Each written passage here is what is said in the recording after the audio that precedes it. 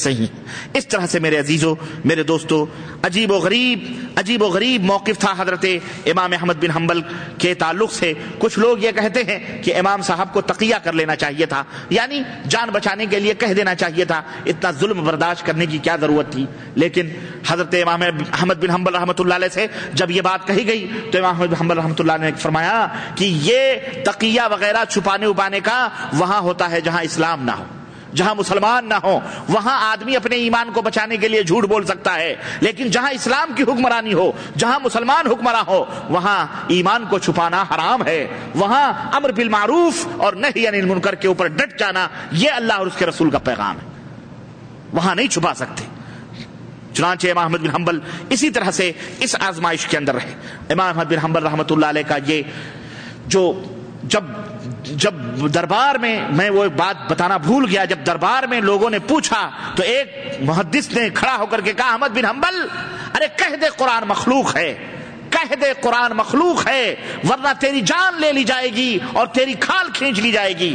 امام احمد بن حنبل نے کہا میں کہہ تو دوں لیکن نبی کریم صلی اللہ علیہ وسلم کی یہ پیاری امت جو دروازے کے باہر کھڑی ہوئی ہے، یہ اسی انتظار میں کھڑی ہوئی ہے کہ جو احمد بن حنبل کہے گا وہی ہم بھی کہیں گے.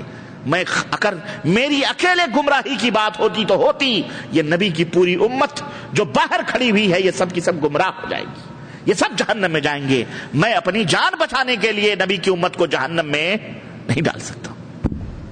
اس وقت سے جب یہ حق کا آوازہ بلند ہوا، حضرت امام احمد بن حنبل کو یہ خطاب دیا گیا امام اہل السنہ والجماعہ، یہ اہل السنہ والجماعہ کے امام. اور ان کی گزر بسر غریبی آپ کو پتا ہے، معیشت حضرت امام احمد بن حنبل کے بارے میں آتا ہے اتنے غریب تھے یہ، اور احادیث کی خدمتیں کرتے تھے، لیکن کبھی بھی کسی سے ایک پیسہ بھی نہ قرض لیا، نہ کسی سے ادھار لیا، نہ کسی کا عطیہ اور ہدیہ انہوں نے قبول کیا. ایک دفعہ ایک محدث کہتے ہیں کہ بہت دنوں تک امام احمد بن حنبل غائب تھے، ہمیں نظر نہیں آئے. اتفاقاً ہم بغداد گئے تو جب دروازہ کھٹکھٹایا تو دروازہ کھولا، اللہ اکبر، امام احمد بن حنبل ایک کپڑا لپیٹے ننگے گھر میں بیٹھے ہوئے. کہا آپ کہاں غائب تھے، کیا ہوا؟ کہنے لگے میرے کپڑے چوری ہو گئے، میرا تھیلا کوئی اٹھا لے گیا اور میں یہاں ننگا بیٹھا ہوا ہوں. کہنے لگے میرے پاس یہ اشرفیوں کی تھیلی ہے، میں دے دیتا ہوں آپ کپڑے. کہا نہیں مجھے تمہارا کچھ نہیں چاہیے. کہنے لگے قرض ہے، کہا قرض بھی مجھے نہیں چاہیے. تو بولے پھر؟ تو کہنے لگے میرے لیے کچھ لکھ دو. کہا ہم یہ لکھ دیں گے، اس لکھنے کے بدلے جو اجرت ہے 1 دینار، اس جاؤ کپڑے لے آؤ، اتنا لمبا کپڑا ہو کہ لنگی پہن سکوں، ایک کی چادر. وہ گئے، 1 دینار جو اجرت تھی ان کے لیے چند حدیثیں ایک کاغذ پہ لکھ دی انہوں نے، ایک کاغذ پہ چند حدیثیں لکھ کے دی، تو اس کا 1 دینار انہوں نے دیا. تو اس کا کپڑا خریدا، وہ کپڑا خرید کر کے ایک کی چادر بنائی اور ایک کو انہوں نے لنگی پہنا. لیکن کبھی کسی کے سامنے ہاتھ پھیلانا انہوں نے گوارا نہیں کیا. اس طرح خودداری، اس طرح سے قناعت، اور اس طرح سے صبر، اور اس طرح سے اللہ تبارک و تعالیٰ کی راہ پر توکل اور اللہ رب العزت کی راہوں میں مصیبتوں کو برداشت کرنے کا قوت کی طاقت و قوت حضرت امام احمد بن حنبل رحمۃ اللہ علیہ نے یہ حاصل کی تھی. امام احمد بن حنبل کے والد نے کوئی جائیداد نہیں چھوڑی تھی، ایک کارخانہ تھا تھوڑا بہت وہی، اور اس کبھی کپڑے بننے کا تھا چھوٹا سا، اسے کپڑے وغیرہ بن کر کے امام احمد بن حنبل اپنے خرچے برچے چلاتے تھے. نہیں تو کبھی کبھی ایسا بھی ہوتا تھا، کہتے ہیں کہ کھیتی باڑی جو ہوتی تھی تو کھیتیوں میں بعض غلے ایسے نکل جایا کرتے تھے، چھوڑ دیتے تھے لوگ، تو امام احمد بن حنبل رحمۃ اللہ علیہ بعد میں جا کر کے جھاڑو لگا کر کے غلے جمع کرتے تھے کھیتیوں میں جا کر کے. جو غلے چھوڑ دیتے تھے وہ اٹھا کر کے امام احمد لاتے، اسی سے اپنی روزی روٹی چلاتے تھے.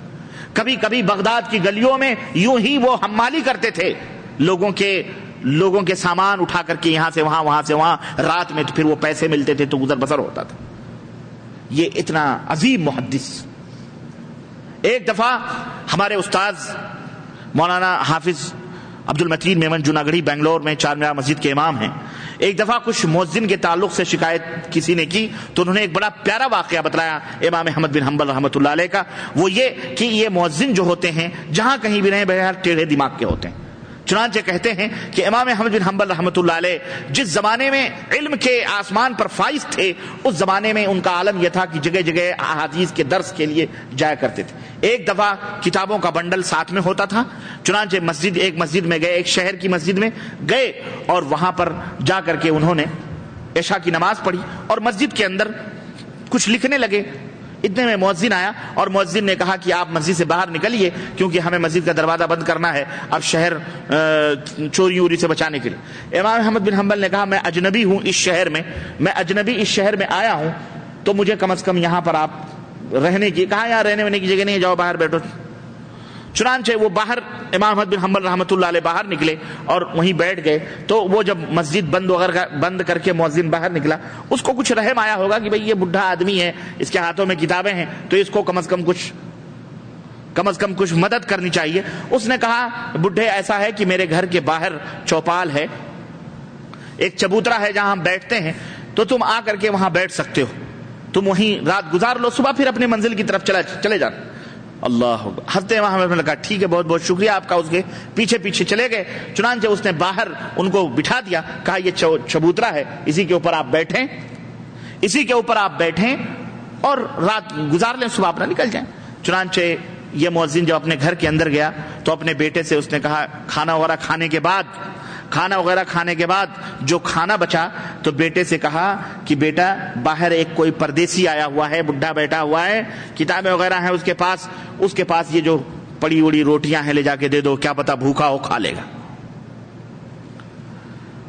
بچے نے پورا، لڑکا تھا اس کا، جوان لڑکا بیٹا تھا، اس نے پورا جب جو بچا کھچا کھانا تھا اس نے اٹھایا، اور جب دروازے سے باہر نکلا اور جب باہر نکل کے سامنے جا کر کے دیکھا جھانک کر کے، تو اس کے ہاتھوں کے طوطے اڑ گئے اور وہ الٹے قدم واپس لوٹا اور اس نے کہا ابا حضور جانتے ہو وہ باہر کون بیٹھا ہے؟ کہا کون ہے؟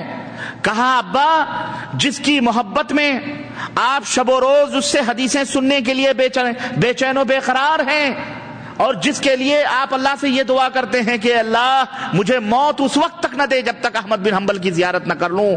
ارے وہ امام احمد بن حنبل ہیں جو دروازے پہ بیٹھے، امام احمد بن حنبل ہیں، وہ بیٹھے ہیں دروازے پہ۔ بڈھا کانپ گیا، لرز گیا، آ کے پیروں پڑ گیا، کہا امام آپ اندر تشریف لے چلیے۔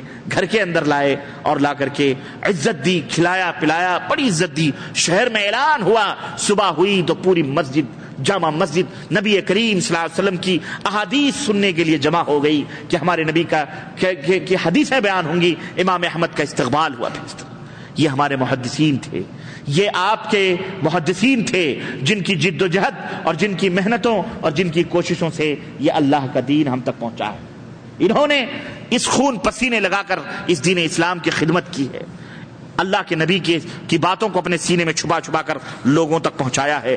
حضرت امام احمد بن حنبل رحمت اللہ علیہ کے بارے میں بہت سارے واقعات رقت انگیز اس طرح کے ان کی تاریخ میں موجود ہے۔ ایک دفعہ حضرت امام شافعی رحمت اللہ علیہ جب حضرت احمد حنبل نے کہا کہ میں یمن میں جا کر کے کچھ علم حاصل کرنا چاہتا ہوں، امام شافعی رحمت اللہ علیہ نے کہا کہ میں آپ کو یمن میں ایک قاضی کی ضرورت ہے، میں وہاں خط لکھ دیتا ہوں، آپ وہاں جا کر کے عبد الرزاق ابن حمام کے یہاں آپ درس حدیث بھی لیں اور قاضی امامت بھی، وہاں قاضی کے عہدے پر بھی بیٹھیں۔ امام احمد نے کہا یہ نہیں ہو سکتا مجھ سے، اور نہ ہی مجھے کوئی دینار نہ کوئی درہم چاہیے۔ چنانچہ بہت سفارش کی امام شافعی، جبکہ استاد تھے اور بہت مانتے تھے۔ امام احمد بن حنبل رحمۃ اللہ نے فرمایا کہ اگر آئندہ آپ نے ایسی کوئی بات کی تو میں آپ کی خدمت میں کبھی حاضر نہیں ہوں گا، مجھے کسی کے مال و دولت کی ضرورت نہیں ہے۔ بڑے بڑے بادشاہ، بڑے بڑے خلفاء، اس کے بعد واسق کے بعد جس کا دور آیا متوکل کا، تو اس نے کیا کیا، اس نے یہ تمام سب مشقتیں ختم کر دیں، یہ عذاب دینا چھوڑ دیا اور احمد بن حنبل رحمۃ اللہ علیہ کی عزت کرنا شروع کی۔ جو اس کے بعد اس کا بیٹا یا اس کا بھائی تھا متوکل، جب وہ آیا اور ہیرے جواہر لا کر کے حضرت احمد بن حنبل رحمۃ اللہ علیہ کے قدموں میں ڈال دیے. احمد بن حنبل نے کہا مجھے اس کی کوئی ضرورت نہیں, میں پہلے جیسا تھا میں ویسی.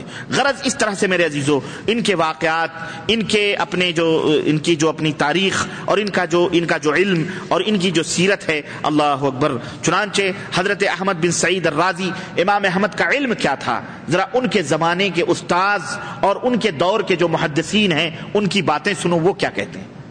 حضرت احمد بن سعید رازی ان کے بارے میں کہتے ہیں کہ میں نے کسی نوجوان کو رسول اللہ صلی اللہ علیہ وسلم کی حدیث کا پختہ مغز حافظ اور فقہ کا نقطہ جاننے والا عالم احمد بن حنبل سے زیادہ میں نے کسی کو نہیں پایا. حضرت امام شافعی جبکہ استاد ہیں امام احمد بن حنبل رحمۃ اللہ علیہ کے, وہ کہتے ہیں کہ صحیح حدیثوں کے اے احمد بن حنبل, صحیح حدیثوں کے تم ہم سے زیادہ جانکار ہو, صحیح حدیثوں کے تم ہم سے زیادہ جانکار ہو. جب تم تک کوئی صحیح حدیث پہنچ جائے تو مجھے بھی بتا دیا کرو, اپنے شاگرد سے